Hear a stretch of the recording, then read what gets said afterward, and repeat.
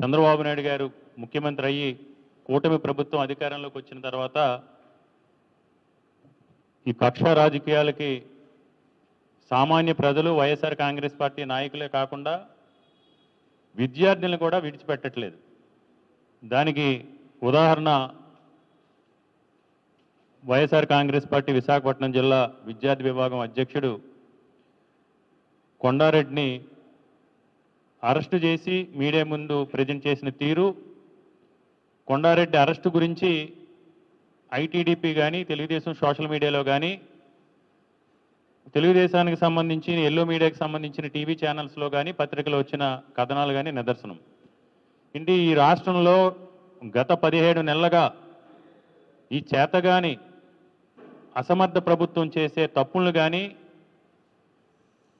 ఎన్నికలకు ముందు వీరిచ్చిన హామీలన్నీ కూడా విస్మరించి ప్రజలిచ్చిన అధికారాన్ని దుర్వినియోగపరిచి ఈ రాష్ట్రాన్ని పరిపాలించడంలో విఫలం చెందారు, ప్రజల్ని మోసం చేశారు, ప్రజల్ని వంచారు అని న్యాయబద్ధంగా ప్రజాస్వామ్యతంగా ఈ ప్రభుత్వం చేస్తున్న తప్పులపైన ఎవరు ఎత్తి చూపినా, ప్రభుత్వం చేస్తున్న అన్యాయాల్ని అక్రమాలని ఎవరు ప్రశ్నించినా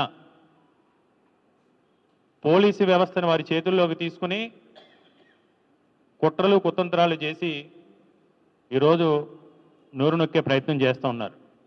దానికి ఉదాహరణ మాజీ మంత్రివర్యులు మన జోగి రమేష్ గారి అరెస్టు కానీ, ముఖ్యంగా నిన్న మా విద్యార్థి విభాగం నాయకుడు కొండారెడ్డికి సంబంధించి కానీ, కొండారెడ్డి గత కొన్ని రోజులుగా వైఎస్ఆర్ కాంగ్రెస్ పార్టీ విద్యార్థి విభాగం అధ్యక్షుడిగా ఎన్నికలకు ముందు ఫీజు రియంబర్స్మెంట్కి సంబంధించి కానీ, అమ్మఒడి అంటే తల్లికి వందనకు సంబంధించి కానీ, హాస్టల్లో దుస్థితుల గురించి కానీ, జరుగుతున్న అదేవిధంగా మెడికల్ కాలేజ్ ప్రైవేటీకరణకు సంబంధించి కానీ వైఎస్ఆర్ కాంగ్రెస్ పార్టీ ఆధ్వర్యంలో ప్రభుత్వం తీసుకున్న ప్రజా వ్యతిరేక నిర్ణయాలు, విద్యారంగంలో తీసుకున్న వ్యతిరేక నిర్ణయాలకి వ్యతిరేకంగా కొన్ని కార్యక్రమాల్లో కొంచెం అగ్రెసివ్గా పాల్గొనడం జరిగింది. దాన్ని దృష్టిలో పెట్టుకుని ఈరోజు మొన్న అరెస్ట్ చేసిన సమయంలో మంచి ఇందాక చూశారు మీరు విజువల్స్లో, కొండారెడ్డి వాళ్ళ ఫాదర్ సూర్యనారాయణ రెడ్డి గారు కూడా పక్కన ఉన్నారు.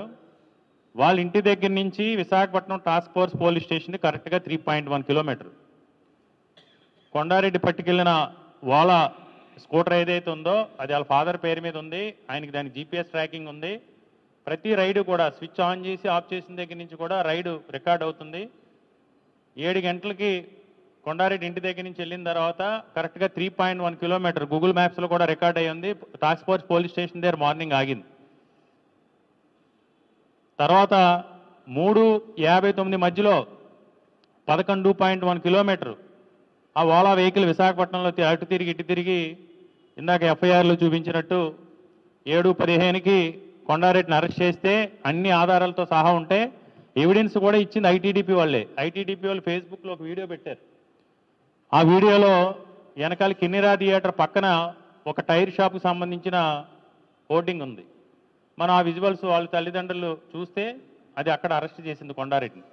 క్లియర్గా ఒక డీసీపీ స్థాయిలో ఉన్న అధికారి ప్రెస్ మీట్ పెట్టి 3వ తారీఖున వీళ్ళందరినీ కూడా ప్రెస్ ముందు సబ్మిట్ చేసినప్పుడు మేము సో టైంలో రైల్వే న్యూ కాలనీలో 4th టౌన్ పోలీస్ స్టేషన్ పరిధిలో పట్టుకున్నామని వాళ్ళు వివరించడం జరిగింది. అంటే పూర్తిగా ఈరోజు పోలీస్ యంత్రాంగం మొత్తం కూడా టీడీపీ సోషల్ మీడియా కోసం, ఐటీడీపీ కోసం పనిచేస్తున్నట్టు, మీరేమో అరెస్ట్ ఏమో 4:30 నుంచి 6 మధ్యలో జరిగిందంటారు. ఇలా 11:35 నుంచి టీవీ ఛానల్స్లోని లేకపోతే సోషల్ మీడియాలోని కొండారెడ్డి అరెస్ట్ అని పోస్టులు పెట్టి మా పార్టీలో ప్రముఖంగా ఉన్న ప్రజల్లో పేరు ప్రఖ్యాతులున్న నాయకుల గురించి వాళ్ళ ఫోటోలతో అటాచ్ చేసి చూపిస్తూ ఉంటారు. అన్నిటికంటే కూడా కొండారెడ్డితో పాటు 5గురు ఇన్వాల్వ్ అయి ఉన్నారని సోషల్ మీడియాలో కానీ లేకపోతే ఛానల్స్లో కానీ చెప్పడం జరిగింది. అందులో A1 కింద ఫస్ట్ ఎఫ్ఐఆర్లో గీత్ చరణ్, అతను ప్రస్తుతం తెలుగుదేశం పార్టీలో ఉన్నటువంటి ఒక నాయుడికి సంబంధించి ఇంజనీరింగ్ కాలేజీలో ఫైనల్ ఇయర్ చదువుతూ ఉన్నారు. A2 కింద కొండారెడ్డిని పెట్టడం జరిగింది. A3 కింద ఫస్ట్ ఎఫ్ఐఆర్లో A2, తర్వాత A3 కింద హర్షవర్ధన్ నాయుడు గీతం యూనివర్సిటీలో జరుగుతున్నారు. ఇక్కడ ఏంటంటే ఆంధ్ర యూనివర్సిటీ అంటే ఈ కూటమి నాయకి చులకన. ఆంధ్ర యూనివర్సిటీ అంటే చులకన. గతంలో 4 నెలల క్రితం అక్కడ కొకైన్ దొరికితే, రోడ్డు మీద కొకైన్ దొరికితే అది ఆంధ్ర యూనివర్సిటీలో జరిగిందనే ఆంధ్ర యూనివర్సిటీ ప్రతిష్టను దిగజార్చుతూ ఇక్కడ ఎంపీ గారు ఫోన్ చేస్తారు, ఎమ్మెల్యే గారు ఫోన్ చేస్తారు, సీఎంఓ నుంచి ఫోన్ చేసి, కమిషనర్ ఫోన్ చేసి వాళ్ళని తప్పించి అప్పుడు కూడా ఆంధ్ర యూనివర్సిటీ కొకైన్ దొరికినప్పుడు. ఇప్పుడు కొండారెడ్డి పట్టుకున్నది కిన్నెరా కామేశ్వరి థియేటర్ దగ్గర, మద్దిలపాలెం దగ్గర. వాళ్ళు చూపించింది ఎంఈపీ పోలీస్ స్టేషన్లో అయితే ఫోర్త్ టౌన్ పోలీస్ స్టేషన్ పరిధిలో ఉన్న రైల్వే న్యూ కాలనీ చూపించారు. ఇన్ని తప్పులు. పైగా ఆంధ్ర యూనివర్సిటీ స్టూడెంట్. మరి మిగతా ఇద్దరు ఎక్కడ చదువుతున్నారు? సముద్రంలో చదువుతున్నారా? లేకపోతే ఆకాశంలో ఉన్న కాలేజీలు ఎక్కడన్నా చదువుతున్నారా? అంటే తెలుగుదేశం పార్టీకి సంబంధించిన వాళ్ళ యూనివర్సిటీలు కానీ వాళ్ళ కాలేజీల్లో సంబంధించిన స్టూడెంట్స్ అయితే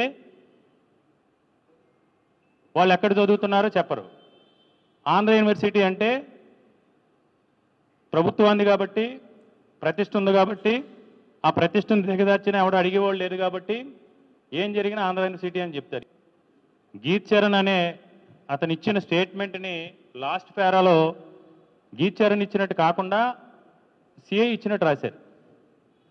అంటే దీని మీద పోలీసులు కూడా ఎంత కన్ఫ్యూజ్ అయ్యారు, ఎంత ఒత్తిడితో కేసు పెట్టించారు, ఎఫ్ఐఆర్ రాయించారని నిదర్శనం ఏంటంటే, ఎఫ్ఐఆర్ కాపీని 3rd పేజీలో మీరు క్లియర్గా చదివితే ఆ స్టేట్మెంటు గీత్ చరణ్ది. కానీ మధ్యలో ఒక 4 లైన్లు సిఐ స్టేట్మెంట్ కింద రాశారు. అందులో ఏదేమైనా వైఎస్ఆర్ కాంగ్రెస్ పార్టీ పైన ఏదో లోకేష్ పెద్ద డ్రగ్స్ వద్దు బ్రో అని దీన్ని పూర్తిగా తప్పుడు కేసులు పెట్టి చేతకాక వైఎస్ఆర్ కాంగ్రెస్ పార్టీ ప్రతిష్టను దిగజార్చాలని, వైఎస్ఆర్ కాంగ్రెస్ పార్టీ మీద బురద జల్లాలని ఈ డ్రగ్స్ సంబంధించి గత కొన్ని రోజులుగా జరుగుతున్న ప్రచారాన్ని మనం చూసాం. ఈరోజు మీడియా మిత్రుల ద్వారా హోంమంత్రి గారిని కూడా ఇందాక అమర్ గారు చెప్పినట్టు వాస్తవాలు తెలుసుకోకుండా, వాస్తవాలు మీ పోలీసు వ్యవస్థ, మీ పోలీసులు ఏం చేశారో, ఏ టైంలో అరెస్ట్ చేశారో కూడా మీరు తెలుసుకోకుండా, మీ ఐటీడీపీలో, మీ టీడీపీ సోషల్ మీడియాలో ఎన్ని గంటలకు విజువల్స్ వచ్చి, తెలుగుదేశం పార్టీ ఆఫీస్ అఫీషియల్ పేజీలో కూడా ఎన్ని గంటలకు వచ్చిందో కూడా తెలుసుకోకుండా వైఎస్ఆర్ కాంగ్రెస్ పార్టీ మాఫియా, విద్యార్థి విభాగం మాఫియా, ఇది డ్రగ్స్ మాఫియా, మేము ఎన్ని చేసినా మేము కంట్రోల్ చేయలేకపోతున్నాం, డీజీ స్థాయి అధికారిని, ఐజీ స్థాయి అధికారిని ఈగల టీం పెట్టాం, వాళ్ళందరూ ఈగలు తోలుకుంటున్నారు అనే విధంగా ప్రజల్ని తప్పుదో పట్టించే ప్రయత్నం చేస్తూ ఉన్నారు. ప్రజలందరూ కూడా గమనిస్తూ ఉన్నారు. ఎందుకంటే ఆ తల్లిదండ్రులు ఎంతో వేదన చెందుతూ ఉన్నారు. ఈరోజు మీరు రాజకీయాలు చేయాలంటే రాజకీయాల్లో నాయకులతో, సమర్థవంతమైన నాయకులతో రాజకీయాలు చేయండి.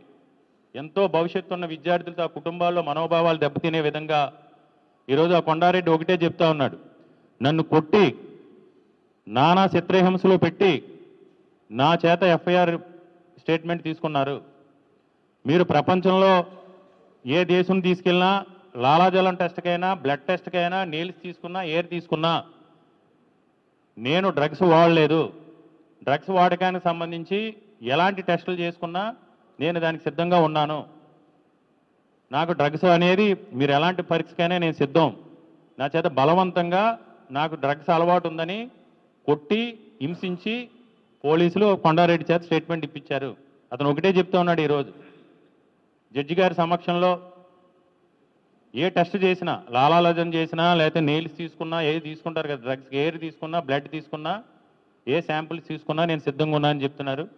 కాబట్టి మీడియా మిత్రుల ద్వారా వాస్తవాలన్నీ కూడా ప్రజలకు తెలియాలి. ఎక్కడ ఏ మూల ఏం జరిగినా, ఎవరింట్లో కుక్క చచ్చిపోయినా ఈరోజు వైఎస్ఆర్ కాంగ్రెస్ పార్టీకి అంటగట్టే ప్రయత్నం చేస్తూ ఉన్నారు. ఏది కూడా ప్రూవ్ అవ్వదు. ఇందాక అమర్ గారు చెప్పినట్టు 18 నెలలైనా చేతకాక ఇలాంటి ఆరోపణలు చేస్తూ ఉన్నారు. కాబట్టి ఇప్పటికైనా దీనిపైన నిజాయితీగా తప్పకుండా ఏదైతే పోలీసులు తప్పులు చేశారో అవన్నీ కూడా వాళ్ళ తల్లిదండ్రులు న్యాయ పోరాటం చేస్తారు. వాళ్ళకి మేము కూడా ఈ జరిగిన ఏదైతే దీనికి సంబంధించి తప్పుడు విధానాలు ఏదైతే చేశారో దానికి సంబంధించి తప్పకుండా మేము కూడా ఆ కుటుంబానికి మద్దతుగా ఉంటామని తెలియజేసుకుంటాం.